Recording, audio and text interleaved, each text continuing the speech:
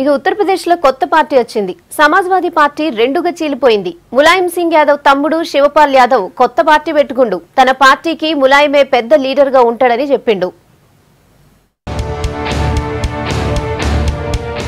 ముందుగాల చెప్పినట్టే కొత్త పార్టీ పెట్టిండు శివపాల్ యాదవ్. సమాజ్వాదీ సెక్యులర్ మోర్చా పేరుతోని పార్టీని షురూ చేసిండు. దీనికి తన అన్న ములాయం సింగ్ యాదవ్ జాతీయ కార్యదర్శిగా ఉంటారన్నాడు. సమాజ్వాదీలందరినీ ఒక దగ్గరకు తెచ్చుడుతో పాటు ములాయం కోల్పోయిన గౌరవాన్ని తిరిగి నిలబెట్టుడే పార్టీ ఉద్దేశమన్నాడు శివపాల్ యాదవ్. తొందరలోనే లక్నోలా సెక్యులర్ ఫ్రంట్ ను ప్రకటిస్తామన్నాడు. ఈ ఇష్యూలనే తొందరలోనే రాష్ట్ర జాతీయ స్థాయి లీడర్లను గలుస్తందుకు రెడీ అయిండు శివపాల్ యాదవ్. మైనారిటీలు, రైతులు, యువత కోసమే పార్టీ పెట్టినన్నాడు శివపాల్ యాదవ్.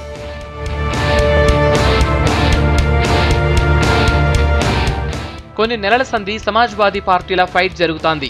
ఎన్నికల ముందు ములాయం కొడుకు అప్పటి సీఎం అఖిలేష్, శివపాల్ నడుమ కొట్లాట చాలా పెద్దగానే జరిగింది. అఖిలేష్, రామ్ గోపాల్ యాదవ్లను ములాయం సింగ్ పార్టీ నుంచి బహిష్కరించారు. అటెన్క అఖిలేష్ ను మళ్లా పార్టీలకు తీసుకున్నారు.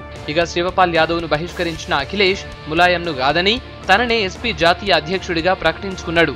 ఇదంతా అయినాక ఎన్నికలొచ్చినాయి.